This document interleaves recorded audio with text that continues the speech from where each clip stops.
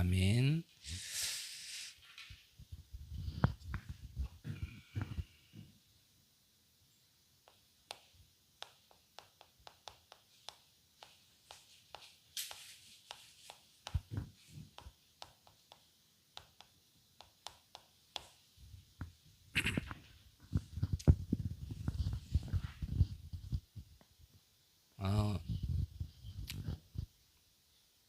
아까 전에요.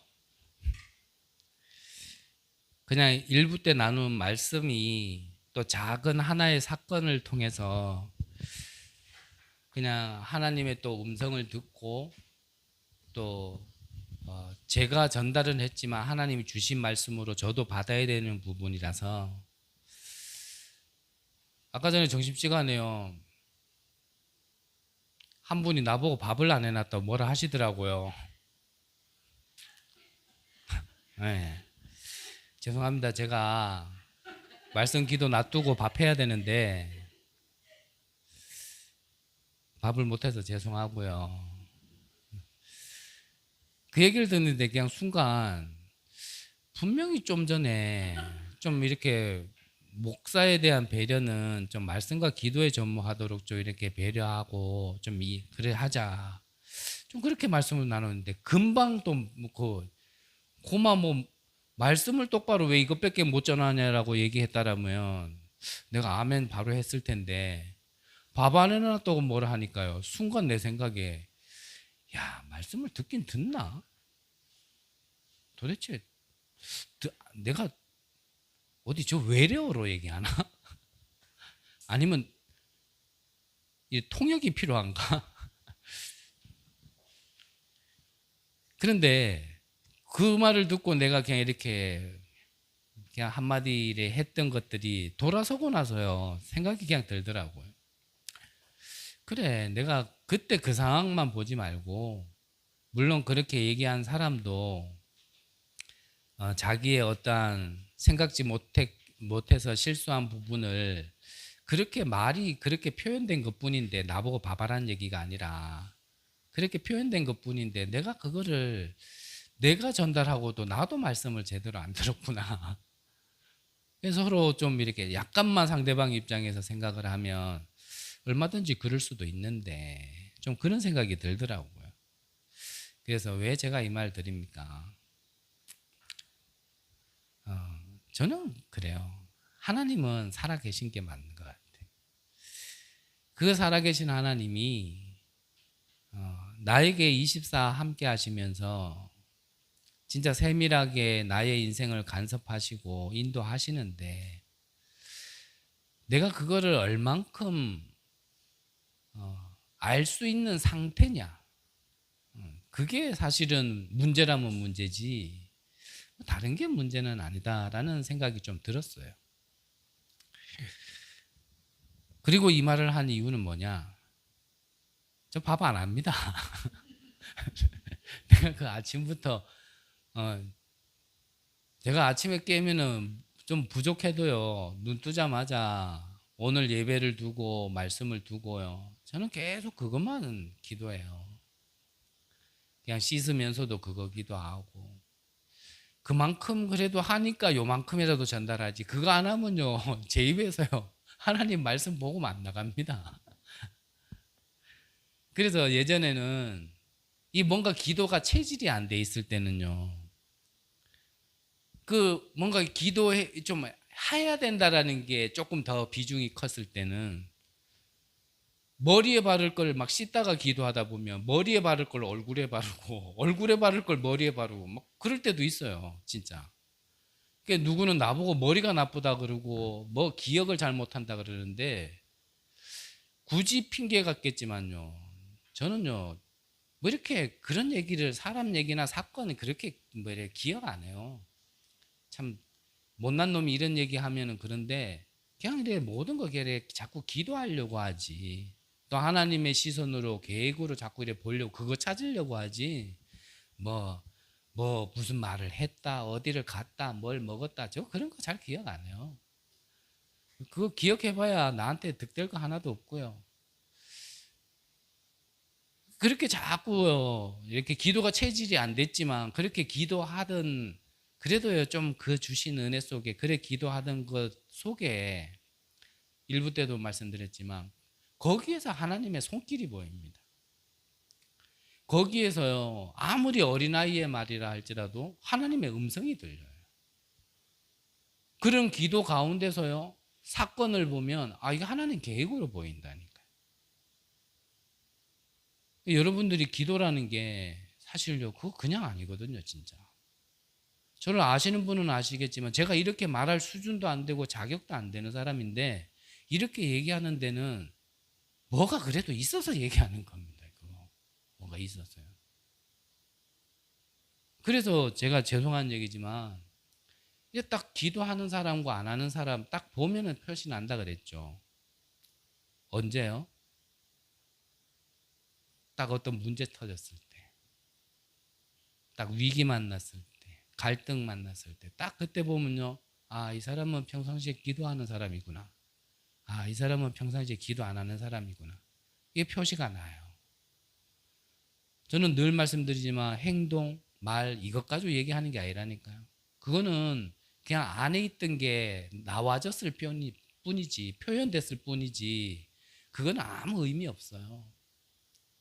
말 안 해도 속에 그런 걸 가지고 있으면 말 한 거나 안 한 거나 똑같고요.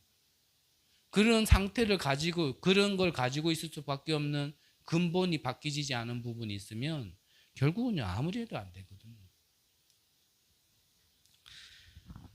여러분들이 한 주간 정말 하나님한테 시간 날 때마다 한번 하나님을 자꾸 기도해 보세요. 자꾸. 그러면 진짜 여러분들이요 이게 뭔가 이렇게요 눈이 하나 더 생겨요. 눈이 하나 더 생겨요 진짜. 눈 얘기하니까 요즘 제 눈이 좀 그런데 오른쪽 눈은 제가 괜찮은데 언제부턴가 왼쪽 눈이 이제 자꾸 흐릿해가게 안 보여요. 그게 뭐 또 너무 또 걱정해 주는 척 하지 말고 왼쪽 눈이 이래 잘 안 보여요. 그래서 이게 노안 같기도 하고 뭐 할 때 뭐 백내장 같을 수도 있고 뭐 할 때 여러 가지가 있을 수 있겠지만 차라리 양쪽이 다 안 보이면 뭐 안경을 쓰든지 뭐죠 하겠는데 한쪽은 선명하게 보이는데 한쪽은 흐리멍텅하게 보이니까 오히려 글씨가 더 잘 안 보여요. 이상하게. 어쨌든 여러분들 우리는요 이 눈 말고 다른 눈을 가지고 있어야 됩니다. 그 눈을 가지는 게 영적 세계를 보는 거예요. 영적 세계.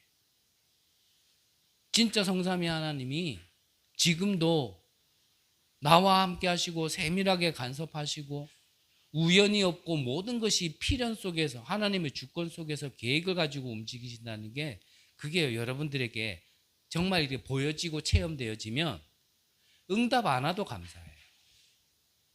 뭐가요? 안 와도 괜찮다니까. 근데 저도 그렇지만 여러분들도 이게 안 보이는 만큼 이제요. 뭔가 이제 현실이 보이고 다른 게 자꾸 보이게 되겠죠. 오늘 오병이어의 교훈입니다.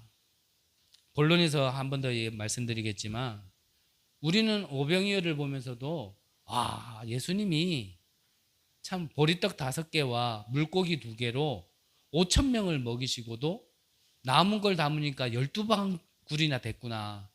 우리는 이걸 본다라면 성경을 틀리게 본 거예요. 그걸 본 자들은 예수님을요 임금 삼으려고 따라다녔다니까. 왜냐? 저런 사람이 임금 되면 먹고 사는 거 걱정 안 해도 되니까.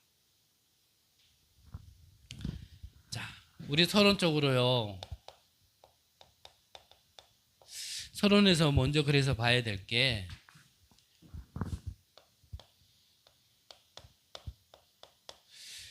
우리 인간은 사람은 사실 문제를 벗어날 수 없죠.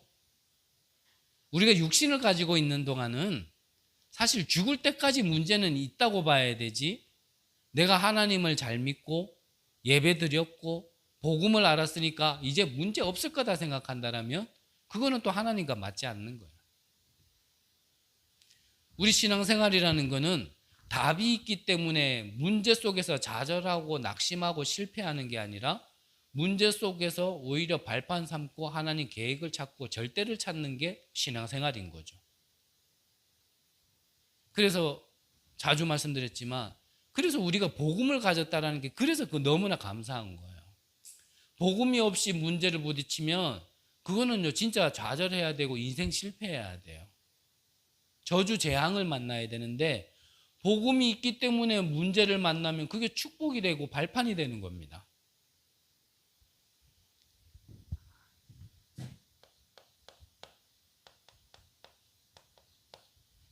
자, 우리에게는 여러 가지 문제가 있습니다. 특히 요즘 시대에는 좀 가장 큰 게 경제 문제겠죠. 경제 문제. 카네기라는 사람이 그런 말을 했어요, 예전에. 인간의 문제는 70%가 경제 문제이기 때문에 경제만 해결돼도 사실 70% 문제가 없어진다 이런 말을 했어요. 근데 지금은 사실 더 하겠죠, 이제는. 지금 뭐 자꾸 다른 나라를 침공하고 힘으로 누르려 하고 자기의 나라를 영토를 갖다 확장시키려고 하고 그거 다 뭐겠어요? 지금 자기들이 밟고 살 땅이 없어서가 아니죠. 사실은 다 돈 때문에 그러는 거잖아요. 경제. 러시아도 저 우크라이나를 침공한 거는 우크라이나 그 땅이요 탐나서 그런 게 아니라 그 우크라이나의 땅 위치가 유럽과 아시아, 러시아를 이을 수 있는 거기가 딱 통로거든요. 그러니까 러시아의 자원이 그쪽으로도 지나가고 또 유럽에서는 또 러시아의 걸 가려면 거기를 지나가야 되는 뭐 그래 그 뭐죠? 기름이 지나가는 관 뭐라 합니까? 송유관. 그것도 거기 지나가고 거기에 또 자원도 묻힌 것도 있긴 또 있지만 하여튼 그런 요충지이기 때문에 그래요. 뭐 지금 저기 중국도 자꾸 대만을 자꾸 자기의 나라로 지금 유입시키려고 하는 이유도 사실은요. 그 대만 땅이기보다는 대만 땅을 중국으로 들어오게 되면 또 그 해안이 있기 때문에 그래요. 그래서 지금 뭐 어느 한 지역에는 우리나라와 일본과 저 중국 대만 그 딱 중간 지점에 해안에 어마어마한 자원이 묻혀져 있는데 이게 딱 각 나라마다 이래 조금씩 걸쳐 있다 보니까 한 나라에서만 소유할 수 없는 게 있거든요. 그런 걸 다 아는 거죠.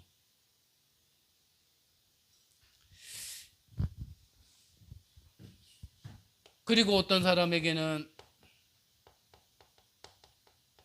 이런 질병이라는 문제도 오고 또 갑자기 예상치 못했던 문제가 오는데 그런 것들 보고 우리는 저주와 좀 재앙이라고 얘기하잖아요.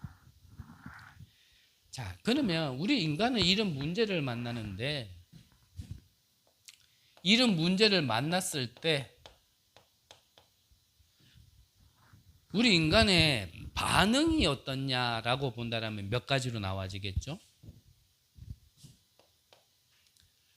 어떤 사람은 이 문제를 만났을 때 믿음이 있다라면 하나님의 깨달음이 있다라면 오히려 이때 더 하나님을 믿어야 하는구나.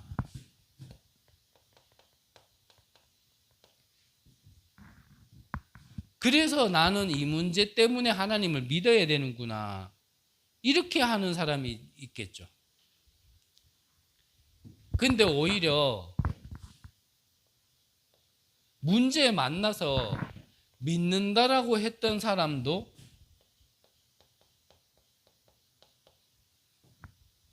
하나님을 저버리고 교회를 저버리는 떠나는 사람도 있습니다. 근데 또 한 사람은 믿기는 믿는데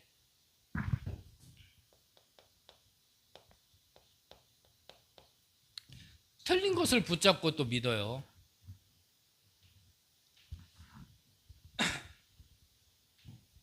인간의 문제를 만났을 때 반응을 보면 대체로 이래요.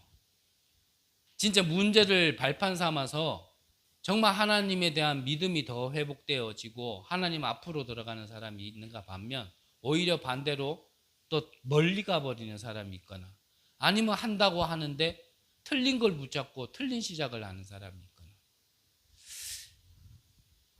그래서 우리가 문제를 만났을 때 우리 안에 정말 하나님의 은혜가 있어야 되겠고요, 근본적으로는.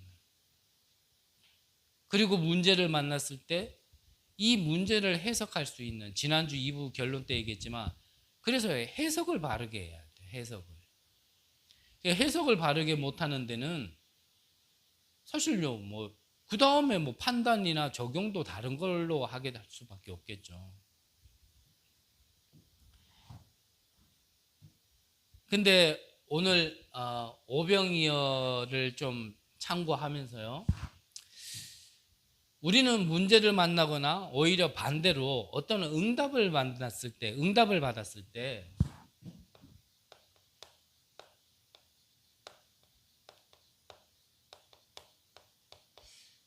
내게 이 잘못된 믿음을 가지고 있으면 오히려 더 위험해지거든요.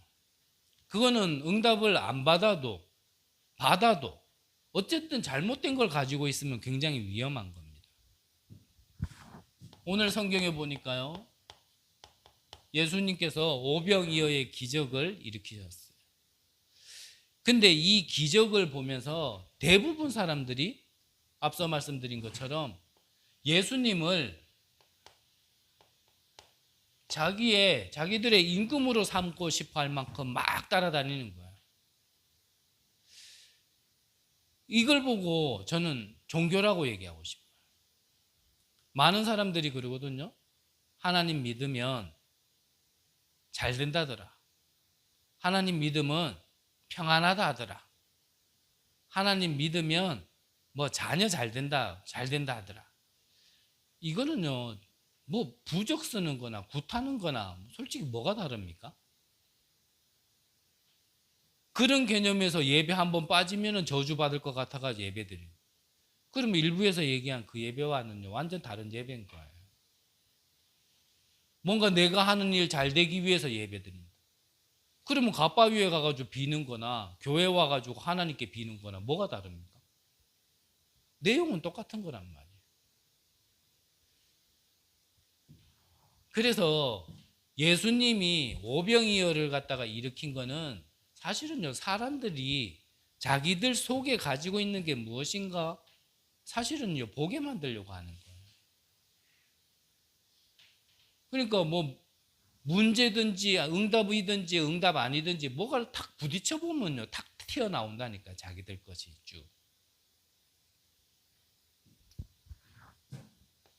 그리고 잘못된 믿음이 뭐냐면 신비주의죠. 하나님 자체가 신비입니다. 하지만 우리는 신비를 부정하자는 게 아니라 신비주의로 가는 게 문제예요. 그래요. 우리가 율법이 나쁘다가 아니잖아요. 율법은 우리가 구원받을 수 있도록 안내해 주는 거지 율법이 구원시켜 주는 건 아닙니다.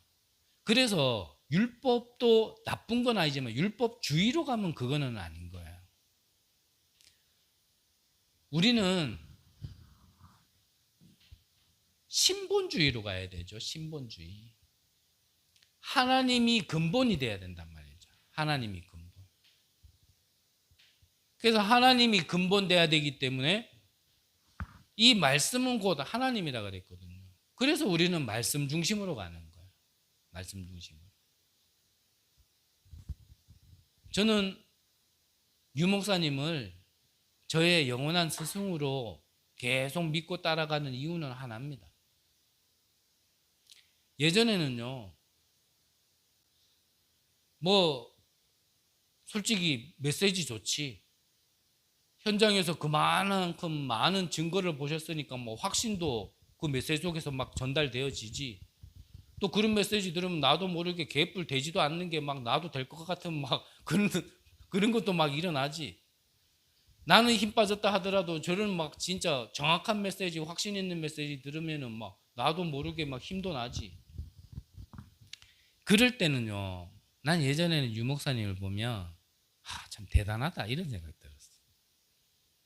그때는 유 목사님이 하는 모든 거는 다 막 존경스럽고 다 막 무조건 옳다라고 얘기해 주고 싶고. 그래서 제가 신학 다닐 때 유 목사님 한 번씩 가장 친한 친구 조은택 목사님 자주 얘기하시잖아요. 약간 장난치시면서 좀 친구 깔 때 조은택 목사님을 많이 얘기하시는데, 이건 약간 우스갯소리인데 유 목사님이 학교 다닐 때 사실 돈이 없잖아요. 그때 조은택 목사님과 같이 다니셨나 봐요.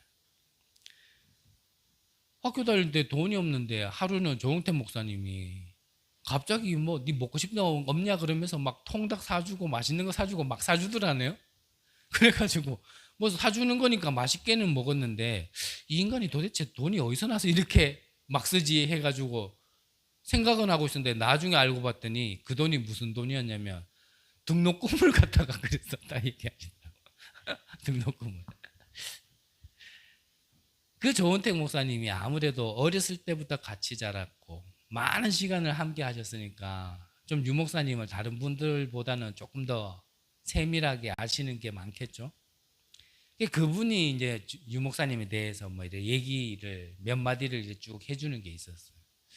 그 얘기를 들어봐도 참 유 목사님은 대단하다. 좀 그런 생각이 들었어요.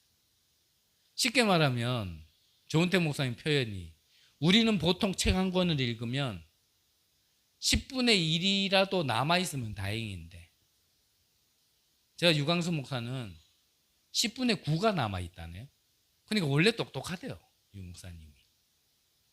그래서 난 그런 걸 이렇게 들을 때도 이거 대단하다. 솔직히 저는 그렇게 해서 들었어요. 쉽게 말하면 무슨 말이냐면 예전에는요, 저는 유 목사님 사람을 따라갔어요. 저 사람은 대단한 사람이니까. 똑똑하지, 확신 있지, 메시지 좋지, 증거 있지. 나는 요런 거 따라갔어. 그 사람에게 있는 거.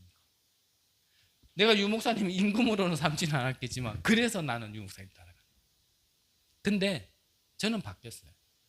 언제부턴가 뭐가 들렸냐면 유 목사님 메시지의 근본은 다른 게 주의가 아니라 신본주의고, 쉽게 말하면 말씀 중심이구나. 저는 이게 보였어요, 어느 날부터. 그래서 어느 날 나도 모르게 내 안에 어떤 게 정립이 됐냐면 아무리 유 목사님이라지만 유 목사님이 절대 그럴 일 없겠지만 성경에 있는 얘기를 하지 않고 개인 얘기를 한다. 내가 하나님을 이렇게 믿었더니 뭐 이렇게 되더라. 내가 이렇게 기도했더니 이렇게 됐더라. 이런 얘기를 한다면 나는 유 목사님 안 따라간다. 그 사람 따라갈 필요는 없잖아요. 저는 지금까지는요, 아무리 들어도 유 목사님은요, 말씀을 전달하지 개인의 응답을 전달하지 않아요. 증거를 대도 성경 가지고 증거를 대지, 저도 그렇게 하고 싶은데 그만한 수준이 안 돼서 그렇지 저도 그렇게 하고 싶거든요. 우리는요, 다른 걸 믿으면 안 돼요. 그거요, 잘못된 믿음이에요. 한 목회자가 막 카리스마 있고 막 확신 있고 막 능력이 있어가지고 막 우리 교회사에 지금 증거 안 봅니까? 그 큰 교회가요 지금 무너지고, 큰 교회마다 그렇게 세워놨던 목사님들이 내려오고 나면요 그 교회 다 분열되어지고, 문제 오는 거 우리 지금 증거로 보잖아요. 우리 교회는 절대 안 그럴 것 같아. 나를 절대 안 바라보니까. 은혜죠. 아멘. 그런 거 잘못된 믿음이에요. 여러분들은 진짜 말씀을 따라가세요. 그리고 말씀만 들으시고 말씀만 믿으세요. 그게 여러분들의 근본이어야 됩니다. 또한 잘못된 게 뭡니까?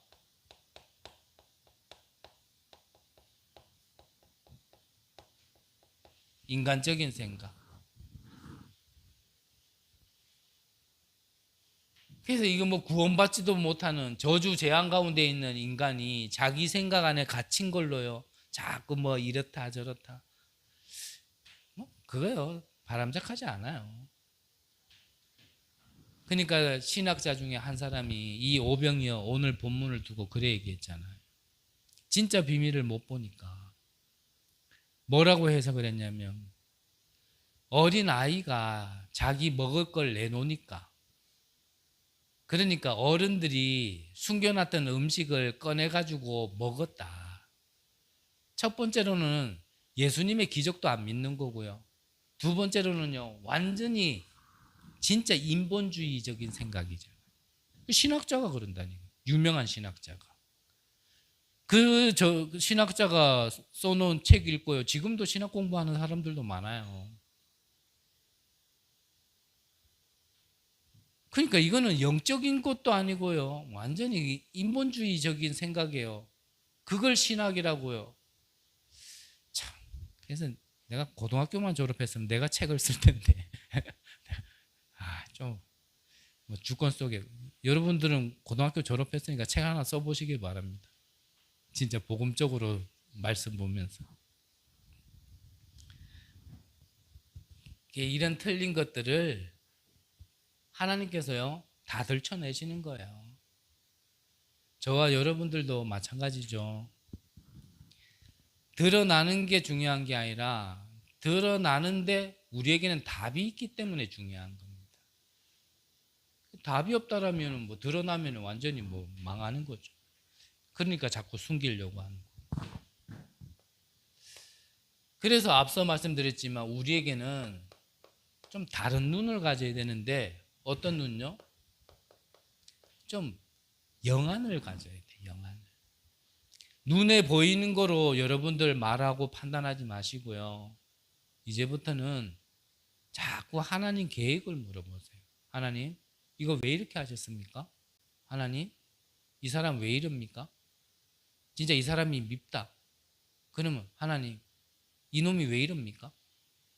하나님, 인연이 왜 이럽니까? 그거요. 대상만 바꾸면 기도가 된다니까요. 근데 그거 하나 바꿨는데 하나님께서 뭐 보게 하시는 게 있다니까요. 보게 하시는 게. 그래서 영안을 뜨고 보면 우리에게는 분명히 오늘의 현실이 있죠.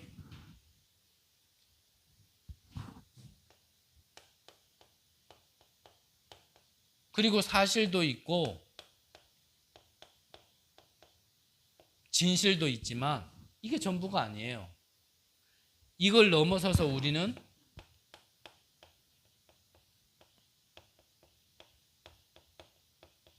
영적 사실을 봐야 돼요. 이 영적 사실을 봐야 뭐가 나옵니까?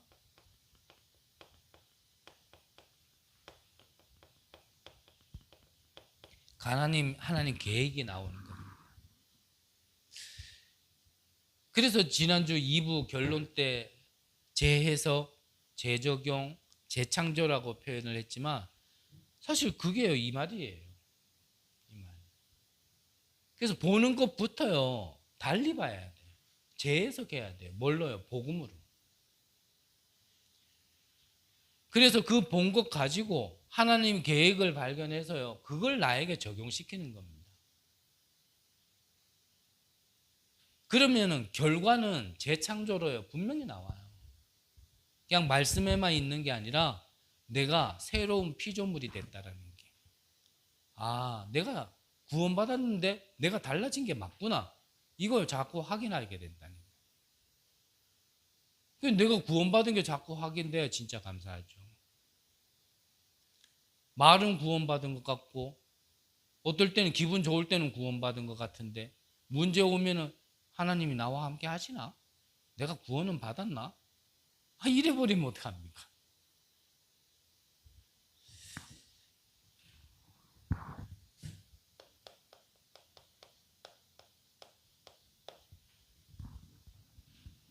그래서 본론에서 우리가 진짜 영적인 눈을 뜨고 보면 지금 예수님은 많은 사람들을 먹이기 위해서 오신 분이 아니라 예수님은 근본 문제를 해결하실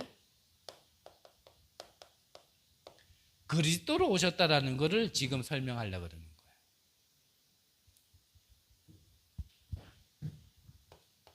그래서 예수님은 그리스도로 오셨는데 그 그리스도의 직분이 하나님 만나는 길이 되신 선지자로 오셨다는 겁니다. 오늘 1절에 보니까요. 그 후에 그랬죠. 그 후라는 거는 5장 앞장을 얘기하는 거잖아요. 그래서 앞장에서 우리 지난주에 봤을 때 제목이 뭐였습니까? 2부 때? 네? 제목이 뭐였어요? 대답 안 하면 안 해. 네, 오래된 병을 고치시는 예수님 그랬잖아요. 그 오래된 것도 그것도 육체적으로 보면 또 질병 고치는 거로 보이지만 오래된 거 영적인 병을 얘기하는 겁니다. 영적인 병. 말 그대로 영적인 근본 문제, 아담과 하와 때부터 내려와진 오래된 문제, 창세 전부터 있었던 그 사단 문제, 그걸 해결하기 위해서 오신 그리스도, 그거를 설명한 후에 이 말이거든요. 1절에서 그 후에 이 말은. 그래서 지난주에 구원의 길을 한 겁니다. 구원의 길.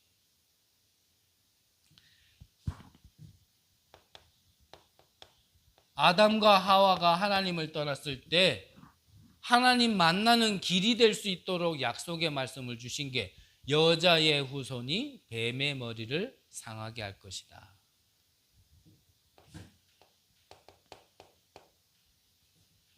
너를 위하여, 너희 가문을 위하여, 생명을 위하여 방주를 지어라. 이 주인공이 바로 그리스도란 얘기예요.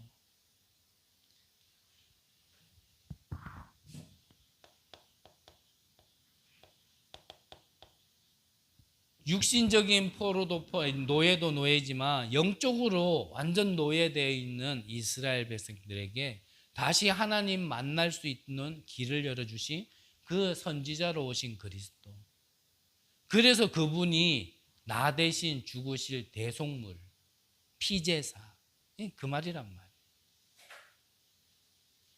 근데 이 신학자도 모르니까 성경 번역할 때요. 피제사란 말을 빼놓고 그냥 희생제사, 제사를 드리려고 하오니 이렇게 해놨다. 그러니 시간이 지나면 지날수록요. 다른 거는 다 발전하는데요. 복음만 사라집니다. 진짜 복음만 사라져요. 여러분들 뭐 성경이 이제는 피제사란 말이 없어졌는데 우리마저도요. 이 의미를 모르고 있으면 나중에 우리 후대들은요. 당연한 건 줄 알아요. 그게. 당연한 줄 안다니까. 그 피제사란 모르고 그냥 제사, 뭐 예배, 뭐 절에서 드리는 거나 뭐 성당에서 드리는, 교회에서 드리는 뭐 다 똑같지 뭐. 이래 간다니까요. 결국.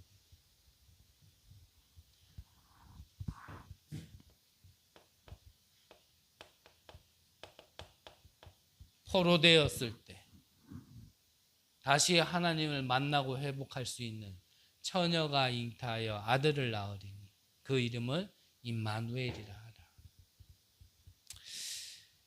지금 이 주인공이라는 겁니다. 내가 길이요 진리요 생명이니 나로 말미암지 않고는 아버지께로 올 자가 없느니라.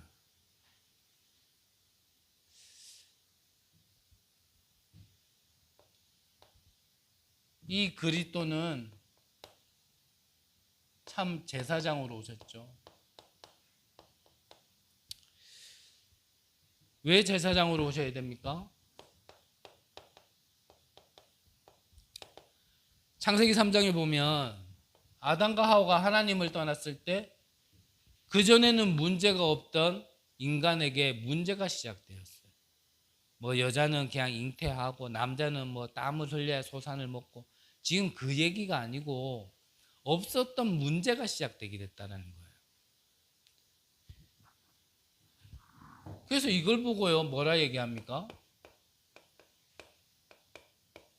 뭐 땀 흘리는 게 무슨 재앙이냐 저주냐 지금 그 말이 아니라 그랬죠. 없는 문제가 생긴 게 저주 재앙이에요. 나는 아무 잘못하는 게 없는데 자꾸 문제 오는 게 저주 재앙이란 말이에요. 여러분들 중엔 저보다 인격이 성질이 더 못된 사람도 있는 거 아는데요.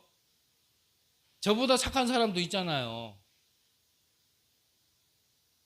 남이 상처받을까 봐 말 한마디 제대로 못하고, 혹여나 내가 이래 행동하면 저 사람이 불편하지 않을까, 그래서 행동 안 하고, 그렇게 배려 많은 여러분들에게 왜 문제가 옵니까?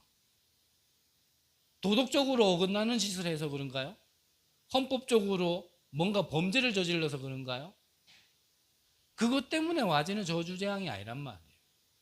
뭐 때문에요? 하나님을 떠난 죄 때문에 저주재앙입니다. 하나님의 말씀을 저버린 그 죄 때문에 저주재앙입니다. 그래서 죄의 싹은 사망이라고 그랬어요. 그래서 그 문제를 해결해야 되기 때문에요. 예수님이 그리스도로 오셔야 되고 참 제사장 역할을 하기 위해서 오시는 겁니다. 그래서 우리의 진짜 문제, 절대 불가능의 문제, 그 근본 문제를 해결하기 위해서요, 참 제사장의 역할을 하신 그리스도가 바로 예수님이란 말이에요.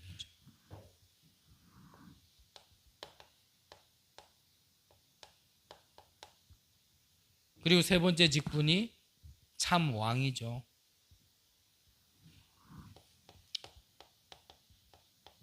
요한복음 11장에는 세상 임금이라 그랬고요. 고린도후서 4장 4절에 보면 세상 신이라 그랬습니다.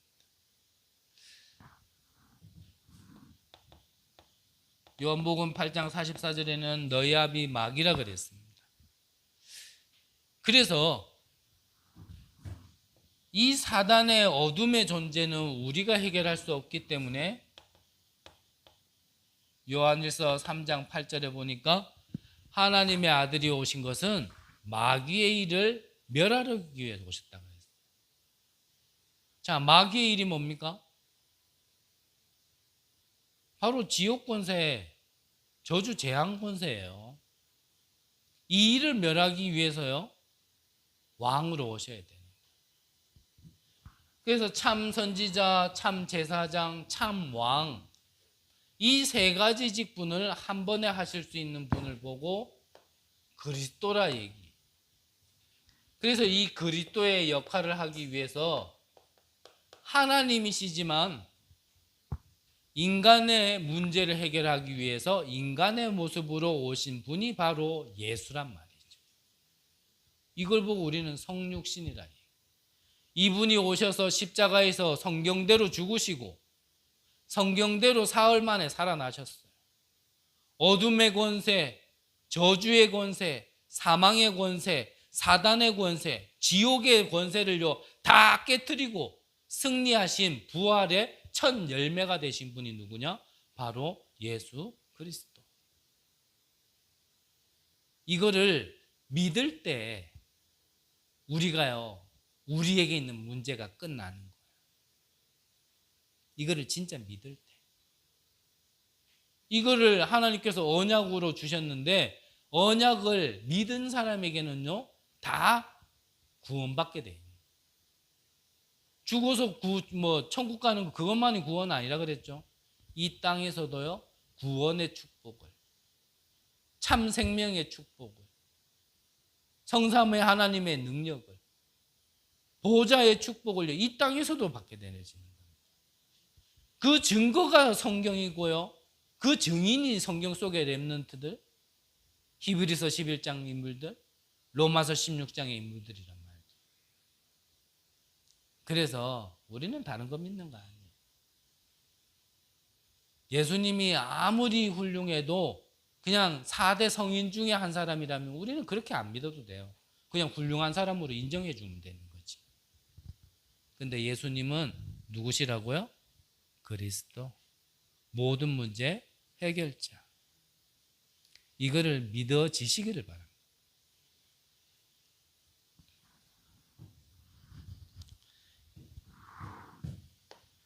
이 그리스도를 진짜 내 안에 믿고 영접하면 하나님께서요 그때부터 나에게 모든 삶을 회복시키기 시작하는데, 그게 우리 다락방에서 얘기하는 20가지 전략 중에 가장 첫 번째인 5 기초란 말이죠.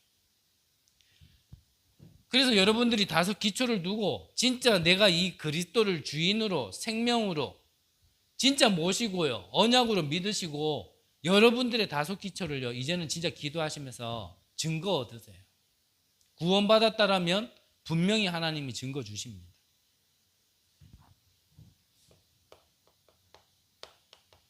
응답을 받아도요. 우리가 성경적으로 응답받아야 돼요. 그렇죠? 다른 응답은 다른 종교에서도 하니까 그건 그대로 하면 되고 그걸 바라는 사람들은 거기 가면 되고 성경적인 응답, 영원한 응답, 나도 살고 모두를 살리는 응답을 받으려면 성경적으로 응답받아야 돼요. 그래서 다섯 기초 첫 번째가 개인이죠. 내가 살면 하나님께서요. 같이 살고자 하는 만남을 반드시 주십니다. 만남을. 그리고 우리의 가정과 가문도 살리게 되어지고요. 학업이면 학업, 직업이면 직업, 사업이면 사업, 업이 살아나게 돼 있어요.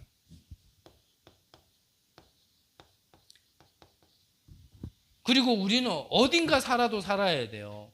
어딘가 살아야 되는데 하나님의 절대 주권과 계획 속에 지금 여러분들은 경주에 사는 것 뿐이죠. 그러면 이 경주 지역에도 하나님의 계획이 있어서 여러분들을 살게 한 거지, 뭐 어쩌다 보니까 우리 부모가 여기서 살았고 부모가 여기서 날 낳았으니까 내가 여기 태어났다. 그거는 인간적인 얘기고. 그래서 여러분들을 개인을 살리는 비밀이 뭐냐? 그게 다락방입니다. 다락방.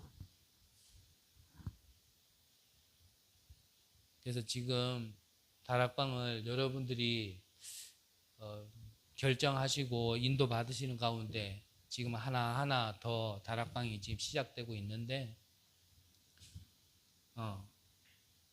여러분들 시간표에 진짜 딱 필요한 시간표일 겁니다.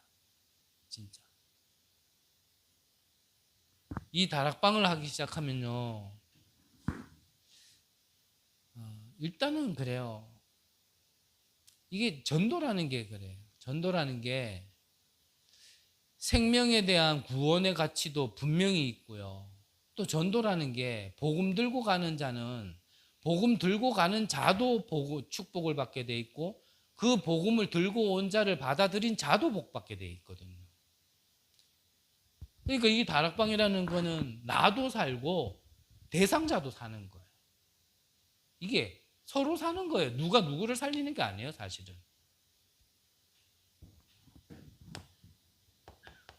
내가 살면 분명히 증거 있고요. 많은 거 못하더라도 내가 얻은 증거만큼 전달되어지는 게요. 그게 팀 사역입니다. 못 받은 걸 전달하려면 힘들지만 내가 받은 걸 얘기하는 데는 쉬워요.